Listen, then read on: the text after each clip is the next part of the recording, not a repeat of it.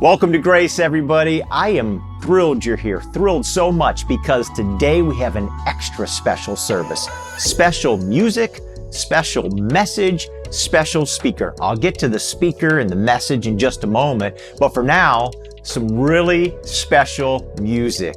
You're going to see a lot of new faces, but there's one face you'll see that is very familiar. Our very own Steve Coy playing the bass, and he's got a bunch of his friends from Calvary Baptist Church to lead us today. And they're going to start by singing, "You Are Good," because God's mercy endures forever. Now that's something that we can celebrate, the unending mercy of God. So please celebrate with us.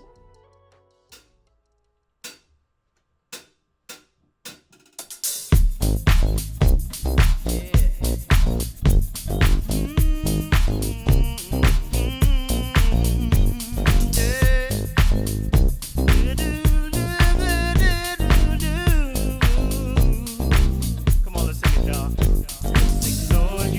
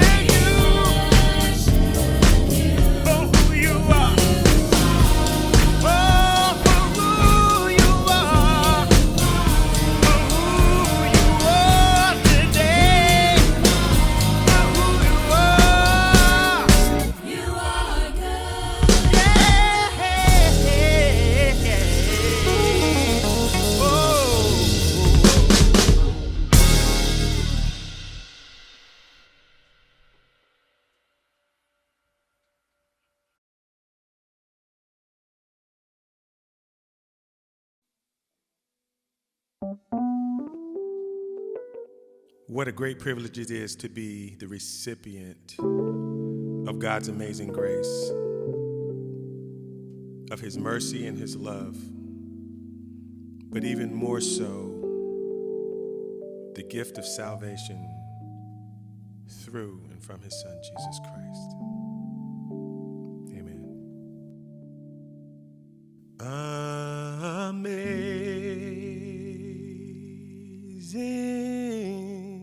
grace, how sweet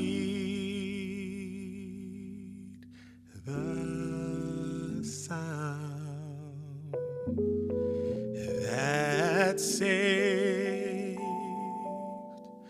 a wretch like me.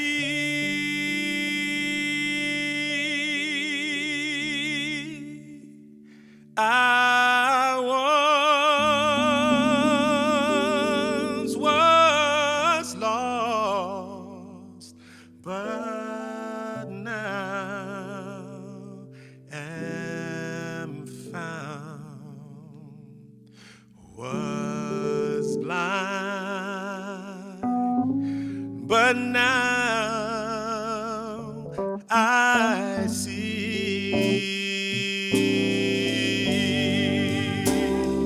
'Twas grace that taught my heart to fear, and grace my fears relieved.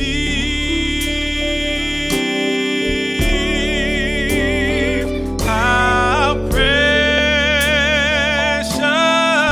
did that grace appear, the hour I first believed.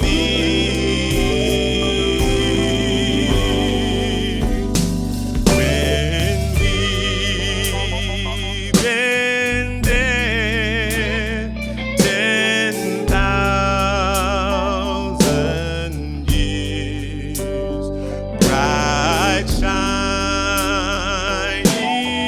as the sun,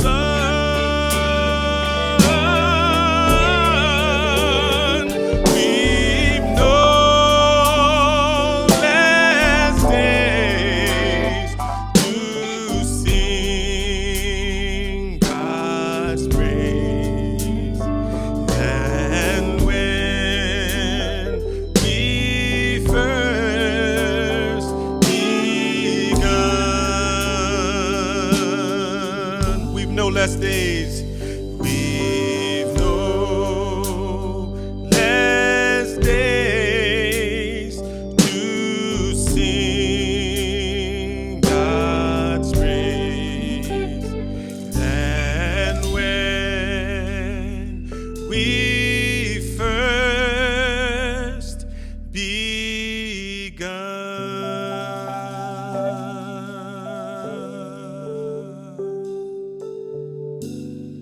Falling in love with Jesus, yes. Falling in love with Jesus.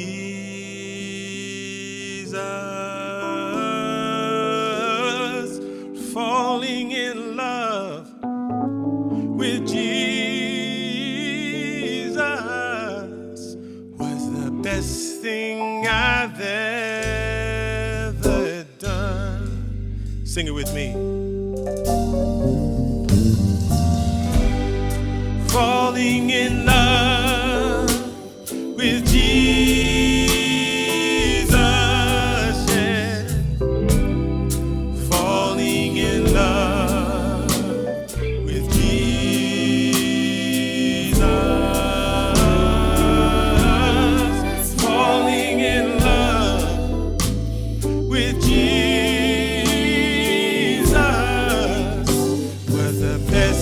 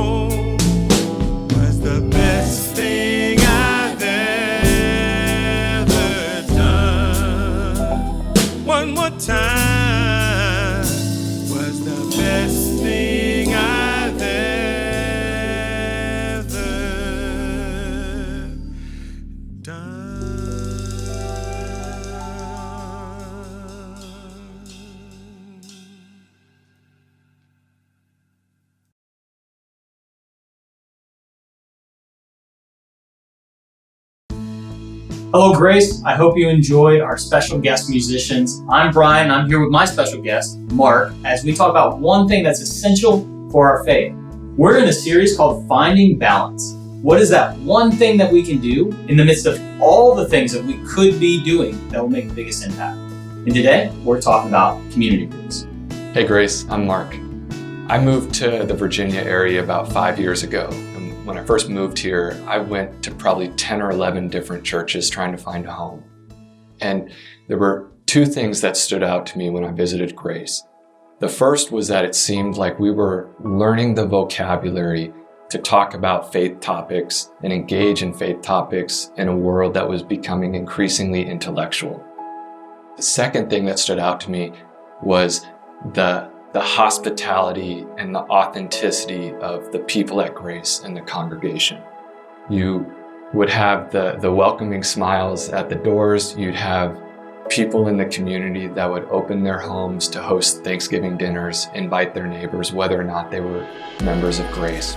And I would show up to church, listen to the service, and leave. And through time, I began to meet people, and one of them invited me to a small group. I began going every week, whether or not I felt like it in a moment. I got to the small group, and it was remarkable to see an environment where people could come together and discuss some of these difficult, complex topics in a thoughtful way. And I developed some of my closest friends there. We had a good time. And I could see my friends transform as we went through the years. They became wiser, more confident. They had different perspectives on life. And it's not that the challenges or the struggles disappeared, but it was more like they were given their proper place. What I learned is that we're at our best when we're growing, and the small groups provide a good structure to do that. And that's why we're excited for you to join a group, because we truly believe that we are better when we are growing. And we've heard it from hundreds of people at Grace that a group, 9 times out of 10, is what was the catalyst for their faith. In Grace, sometimes I would ask myself, what do I get out of a small group? At other times, maybe the question to ask is, what can I get? And whichever question we're asking ourselves, the small groups will probably be part of that answer. And so we want you to experience that life-changing element that a group can bring to you and to your faith. Go to trygrace.org/groups to find out more and get connected today.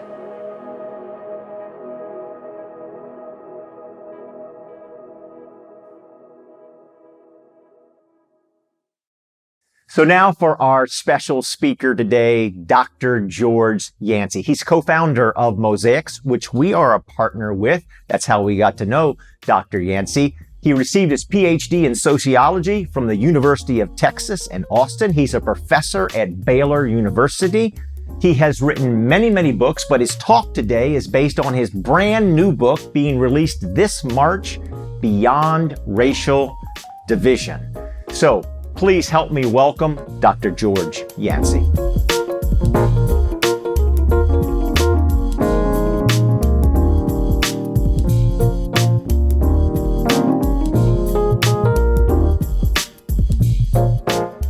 Hi, I'm George Yancey. I'm a professor of sociology at Baylor University, and I've studied and written about racial issues, written books, articles. I'm a Christian, and I'm here to talk to you about whether Christianity has anything unique to offer concerning race. I believe it does. So you see, I think that good science and good theology goes together. Truth is truth, knowledge is knowledge. And if what we believe as Christians is true, it'll bear up in the science. I'm going to talk to you about scriptures. I'm going to talk to you about studies as I promote this idea that I believe our faith offers a balanced way, a better way than what we see out there. Polarization, the hostility, that we can do better. And we Christians should be leading the way to do better. So let's get started. We live in a racialized society. By that, what I mean is that our life experiences, our outcomes, our social relationships are impacted by our race. So I'm an African-American man. Being Black means that my experiences are shaped by that. I would have different experiences if I was a white man, or if I was an Asian man, or if I was a Hispanic man. My social relationships, my life experiences, is shaped to some degree by the fact that I'm an African-American man. When people see me, they see a Black man. This does not mean that they're gonna be negative towards me. Maybe they'll like the fact that I'm a Black man. But it does mean that my race impacts how people react to me. We live in a racialized society. We need to accept that. We need to accept that race and racism matter.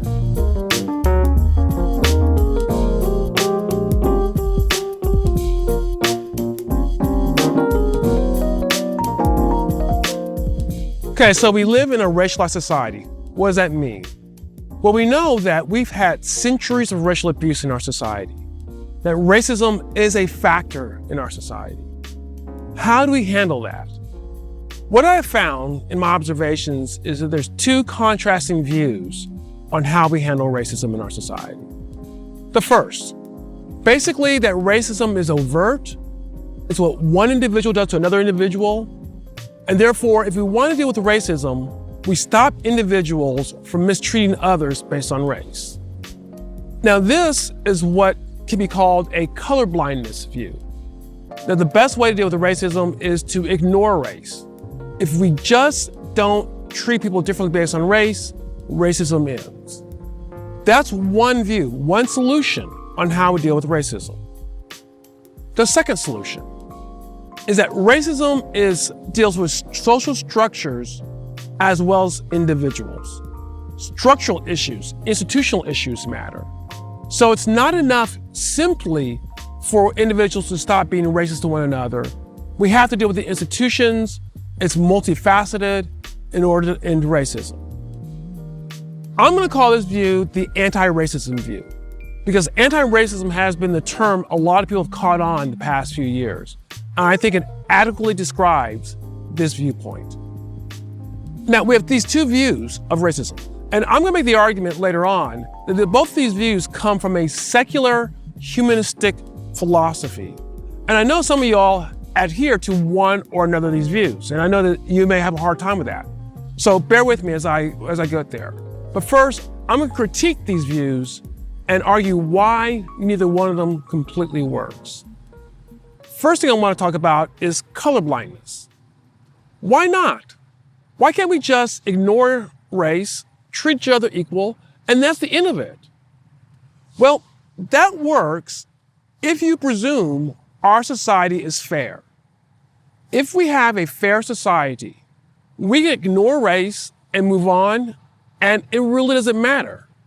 But if society is not fair, to ignore the discrepancies of race in our society would just make them worse. If there's a racial wound in our society, to ignore that wound won't heal the wound, it'll just fester and be worse. So the question is our society fair enough that we can be colorblind? There's been a lot of research on this question. A lot of research looking at how our institutions and social structures impact us. And overwhelmingly, the research says that it is not. Let me give you a few examples. There's research that looks at occupational discrimination. In other words, do people of color face discrimination when they go for jobs? And they do what's called audit studies. Now, an audit study is when you take a white person and a Black or Latino person, and they both apply for the same job. And what we know, and not just from one or two studies, but from dozens of studies, that when we do this, the white individual is most likely to get the call back for an interview. In other words, and by the way, this is when they control for all the qualifications of the position. So the only real difference is their race. Your race alone helps to determine whether you get called back for a job. I would say that is not fair. And we live in a society that is not fair. There's also research on what we call driving while Black. Now, driving while Black means that if you're an African American, you're more likely to be pulled over by the police than if you're white. A researcher looked at the state of Ohio, 4 different areas, found that African Americans do not speed any more than anyone else, but they get pulled over more than anyone else. So what we do know is that if you're an African American, simply because you're an African American, you're more likely to be pulled over by the police. So driving while black is real. And colorblindness says, let's ignore this. This could be fair, but we know it's not fair. We also know that residential segregation is a factor. I'm guessing, I'm in Texas, so I don't know. I'm guessing in Washington, D.C., there's black areas of town and probably some Hispanic areas of town. This is residential segregation. Now, we have them here in beautiful Dallas, Texas. Even where I live in Denton, Texas, we have black areas of town and Hispanic areas of town. Now, why does that matter? There's a lot of reasons why that matters. I'm just going to go into one reason. That segregation, as a researcher has found out, is linked to the different ways kids get education in our school system. In other words, African Americans and Hispanic Americans go to lower quality schools because they're segregated into areas that's where those schools serve. So you're in a black area, you go to the black school, and the black school is of lower quality. When I was in high school, I went to a school that was predominantly Hispanic. And I enjoyed my high school. My high school did not send a lot of kids on to college, unfortunately. When I went off to college, a local college, I was one of only 2 or 3 kids in my class to go on to college. What my high school did was help kids to become good workers, literally build houses. It's mostly Hispanics who went to the school, remember. Now, I'm not saying there's anything wrong with that, but if one group can send their kids to schools and they learn how to build houses, and the other kids send their kids to schools and learn how to go to college, who begins to control the society? Just a final piece of evidence. There's research on how the healthcare system treats people of color. And what we know from this research is that people of color are not treated as well as whites. This research that looked at 39 different studies and 26 times found evidence of racism in the ways people of color were treated, by what they're prescribed, by the way people actually talk to them, things of this nature. So the experience of a person of color in our healthcare system is different from that of a white person. All of this suggests that if we just ignore these racial differences, they don't go away. We can't just be colorblind to them. Somehow we have to address them. And for that reason, colorblindness fails. Colorblindness is not the solution. Maybe it's anti-racism. After all, with anti-racism, you are addressing these problems that was pointed out by the research. So, is it a solution? First, let's try to understand what anti-racism is.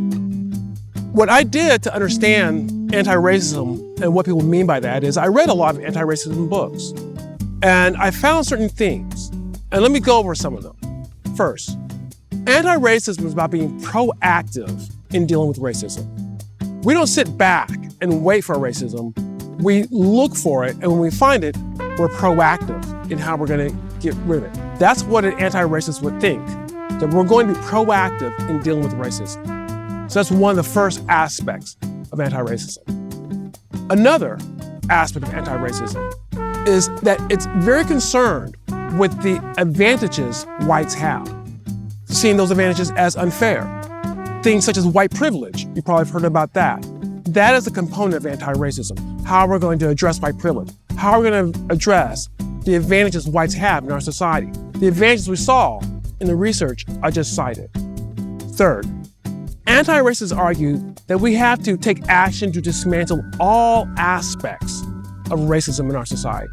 That we can't be satisfied just because people are not overtly racist. We can't be satisfied because people don't use the N-word or people are kind of kind. No, there's institutional structural racism. We must dismantle all of it for anti-racists to be happy. Next, anti-racists talk about ending whiteness. Now, this could be a confusing term, I get that. And I want to be clear, anti-racists are not saying ending whiteness means some sort of genocide, right? It's not that. What they mean by whiteness is the advantages in our society that accrue to whites because of our social structures and institutions. And they attach that to this generalized term called whiteness.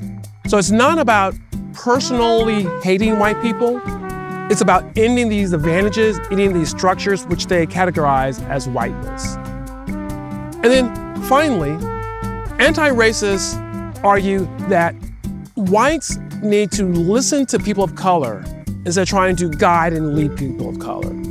That whites need to allow people of color to have a say and do more listening, not take the role of leadership in tearing down racism. So this is what, generally speaking, can be called anti-racism. Okay, sounds good, right? What does our research say about actually doing this sort of stuff? Doing diversity training, which are more anti-racist in scope, confronting whites about privilege. What does research say about this? There's been a lot of research on this. Here's some of the highlights of it. First thing, we know that diversity training has little long-term effects on prejudice reduction. What happens is you go to diversity training and you come back and we get immediate bump. Kind of like you go off to Bible camp and you come back and you're on cloud 9 living for the Lord, and 6 months later you're back to doing what you were doing. Not all of us, but hey, maybe I'm telling myself. The same thing with diversity training. What happens is people get trained and their prejudice reduction goes down for a little bit, and then 6 months later it's back to where it was. So we have to ask the question, are we really making changes that are long-lasting? It appears not. Second bit of research. Diversity training can create a backlash against people of color. This is documented in research that, especially if it's not done well, what will happen is that we'll train people with diversity training, and instead of them appreciating people of color, especially whites, they'll actually be mad at people of color for this diversity training. So not only does it not have a positive effect, it could actually make things worse. Here's another aspect, another piece of literature to consider.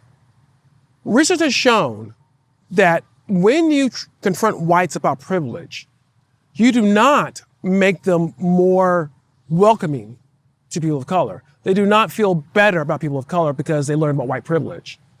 But what you do is you make them harsher, perhaps more marginalizing to marginalized whites. So what happens is that, especially white progressives, they get trained in white privilege and they already feel good about people of color. But when it comes to poor whites or whites on drugs or things of that nature, they have lower esteem for them. If this research is accurate, what it means is talking about privilege, what it might do is make us less sympathetic to marginalized people as a whole. Not necessarily people of color, but to marginalized whites. That's a problem. And then finally, there's research that shows that when you try to force managers, white managers, to hire people of color, things such as grievance committees or diversity training, mandatory diversity training, when you do that, you actually 5 years later have fewer managers of color. They actually are less likely to hire managers of color. On the other hand, if you invite them to help solve the problems of hiring managers of color, 5 years later you have more managers of color. One of the aspects of anti-racism is this desire to try to force people to do the right thing often can backfire, and you can actually get worse results. Now, I think there's another reason why, though, neither colorblindness nor anti-racism work. And my argument is that they don't work because they don't fit with a Christian worldview. Now, let me explain that. The way I see it is both of them lack something incredibly important. And what they both lack is an appreciation of human depravity. Now, you're going to say, well, we appreciate human depravity. We know that whiteness is evil, or we appreciate human depravity. We know we have to get rid of overt racism if you're supporting colorblindness. We appreciate human depravity. And what I would argue is that there's an appreciation of human depravity for some people, but human depravity affects all of us. If you're white, it affects you. If you're black, it affects you. If you're Hispanic, Asian, male, female, human depravity affects all of us. That's part of our Christian faith. And when we understand that, we can begin to fashion a better solution. But first, let me go ahead and just give some evidence that the Bible talks about human depravity. I don't think this is a hard sermon to preach, to talk about human depravity in the Bible, but just in case there's any doubt, let me give a few verses on that.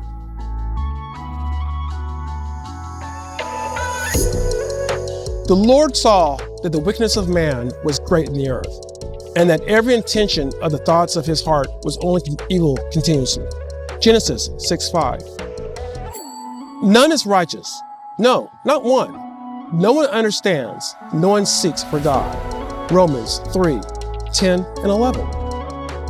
Behold, I was brought forth in iniquity, and in sin did my mother conceive me. Psalms 51:5. Jesus answered them, truly, truly, I say to you, everyone who commits sin is a slave to sin. So what's the implication of this? To sort of illustrate the implication of this, what I like to do is contrast the notion of human depravity with the notion of human perfectibility. Human perfectibility was a concept I learned in graduate school because basically it's the idea that we can make society perfect. Humans can become perfect. In a secular ideology, in a world without God, we have to rely on humans. And it's up to us to create a perfect society. This is one of the bases of the Enlightenment movement and a lot of the secular philosophy we have today. So you can see that a Christian worldview is at odds with the view that we can create perfection without God. There are implications to human perfectibility. One of which, that we can use education to make humans better. It's an assumption that if we educate people more, they'll become better. We can educate them to become less racist. We can educate them to become more tolerant. We can educate them into all these great virtues. That's a common notion among many individuals who buy into the ideas of humanism, of secular ideologies. Education will make us better. Another notion is rationality, that we are inherently rational, and thus we'll rationally choose a better approach if given the right options. And when we don't choose a better approach, it's because we've been given bad options. Our rationality, our human rationality is seen as something that we can treasure, that we can uplift. Now, I gotta tell you, I have a problem with this one. You see, I have 3 boys. I have a 6-year-old, I have, by the time this rolls, a 5-year-old and a 3-year-old. And they are not rational at all. And the notion that if we can just make them more rational, that they'll act better, I just don't buy it because kids are selfish. That's just the way it is. And that's okay. They'll learn, they'll grow. But the notion that they're rational, I just don't buy into that.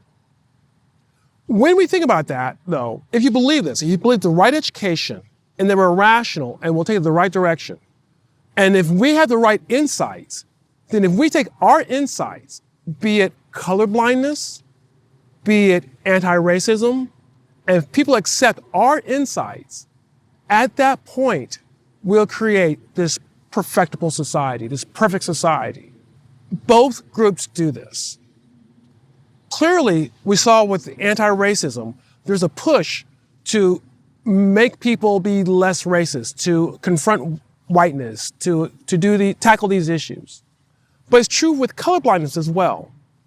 About a year ago, I was on Facebook, and I was just posting about raising boys of color. I have 3 boys. And I posted about how do I talk to these boys about racism? And I just put it out there for other parents who are raising kids of color. And I got some good advice, but I also got some people who messaged me and said, why are you talking to your kids about race?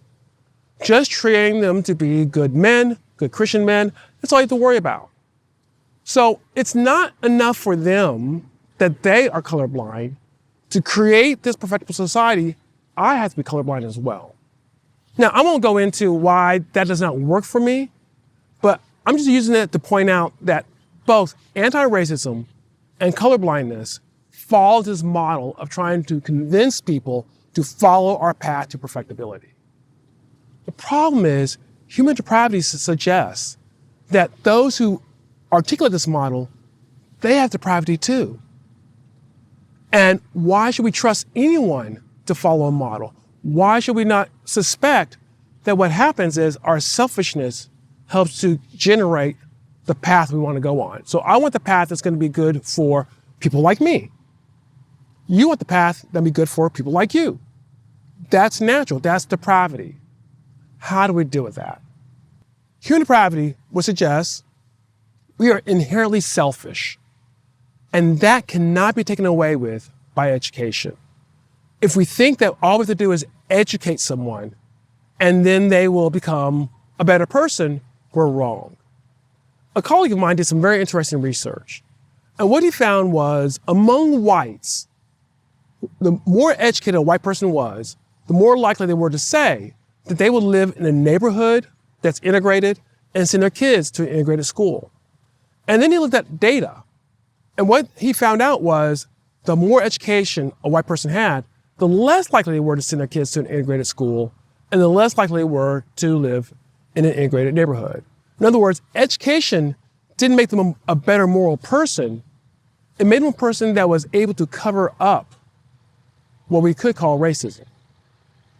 Only by accounting for our own selfishness, our own propensity to look out for ourselves, can we move beyond solutions that serve one group but not another? Can we find solutions that serve all of us? Maybe we don't get everything. But maybe we get enough that we can go forward. We have to do that by holding each other accountable. And that is where I think we have to go as Christians. We have to engage in collaborative conversations. We have to engage in dialogue where we try to find solutions, because I need people who are not like me to hold me in check. And those of you who are not like me need to have a person like me to hold you in check. We can say, well, maybe God will give us the answers. God will give me the ultimate answer. As a social scientist, I got to say that a lot of times the way we interpret God's answers fits what we want to do. So we have to be very careful about that. The way we do this on earth is to engage in these conversations and find solutions that serve everyone.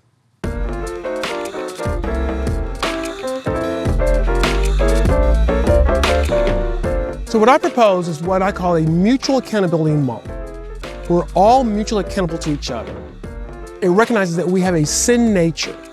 That sin nature persuades us to do things that act in our interests with less regard for others. And given that, we need to be accountable to everyone else. Everyone needs to be accountable to everyone else. Our solutions may not be mutual. That's true.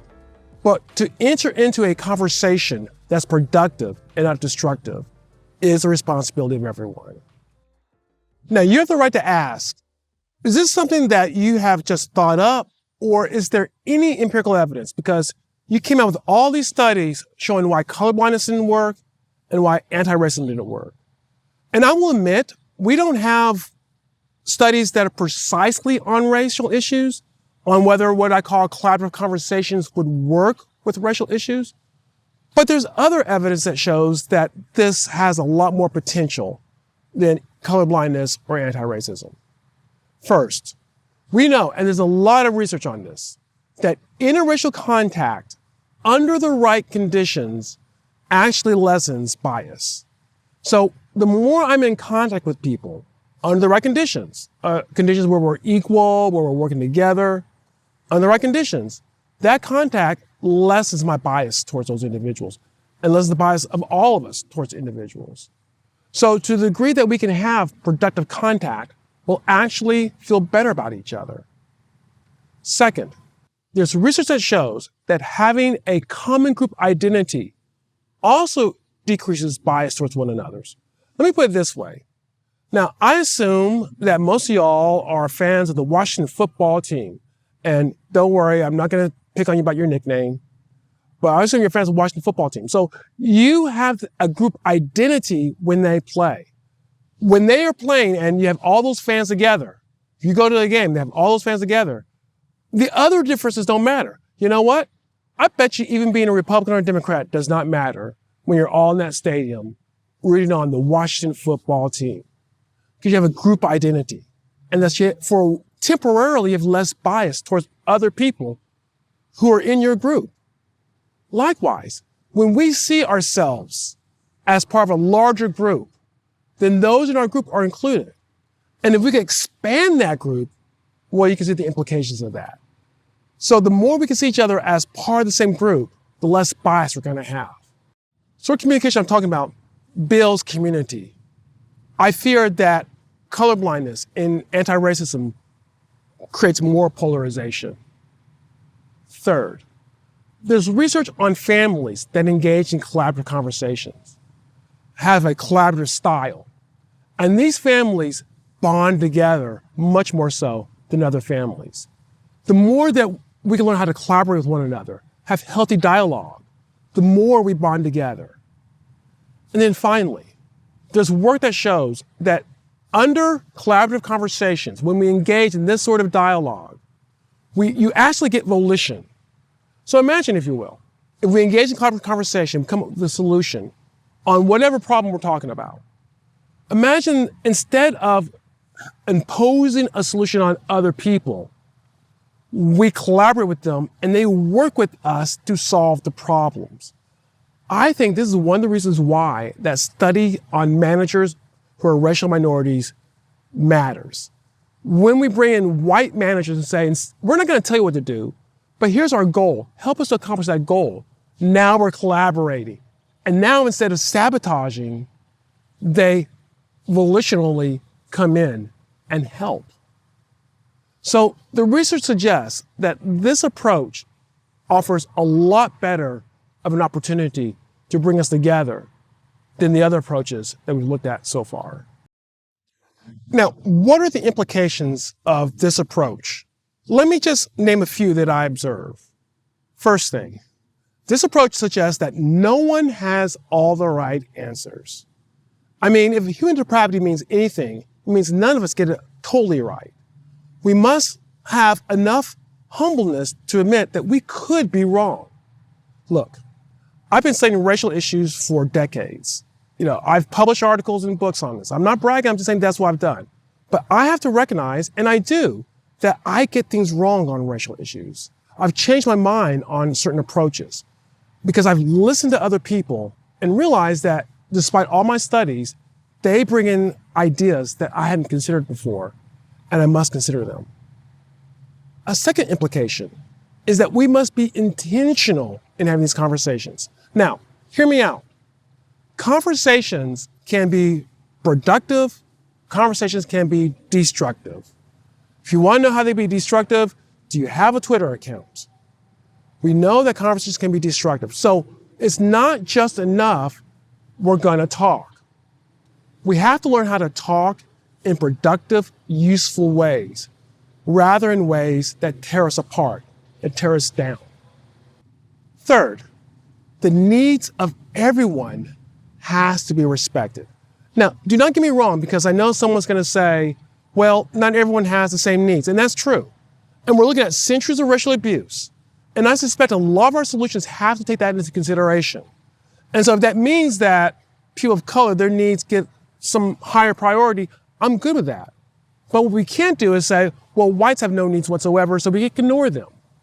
That's what gets us in a situation where people start sabotaging our efforts.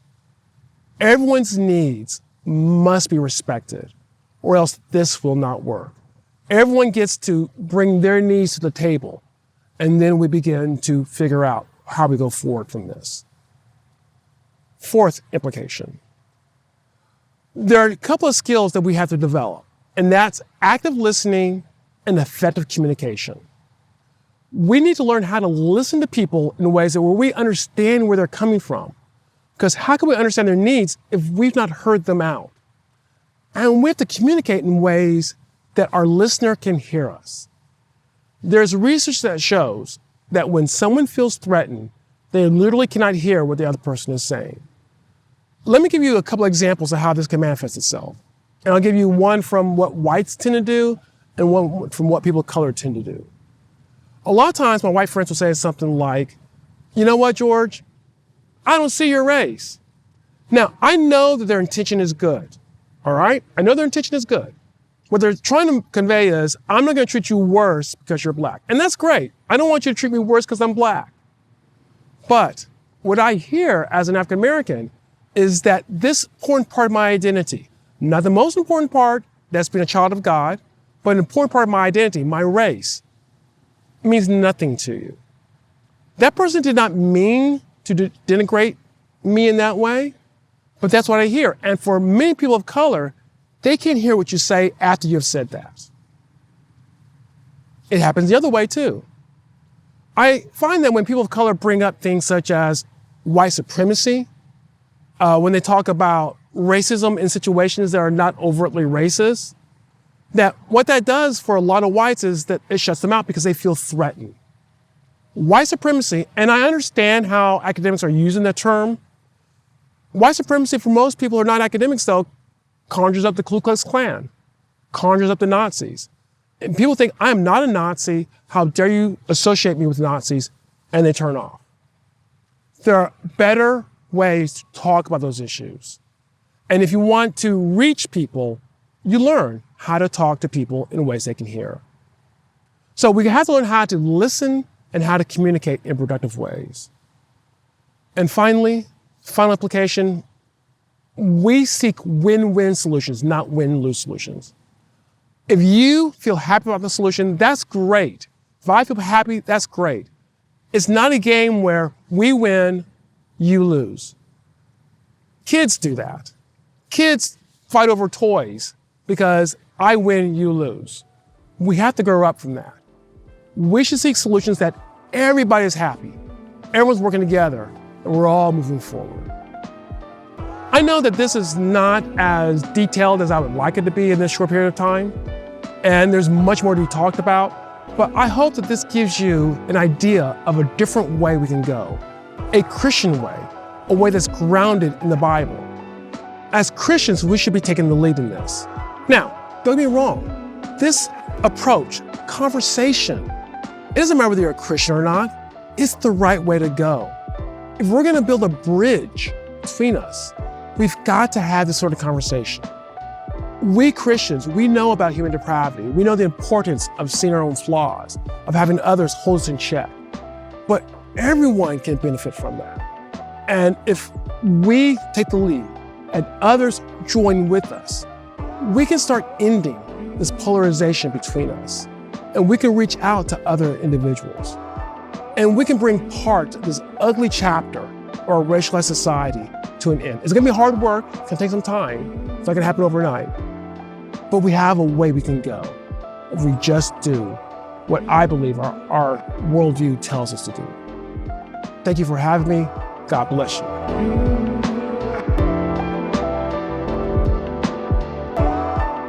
Well, that was excellent. You know, I want to learn more. I'm sure that you want to learn more.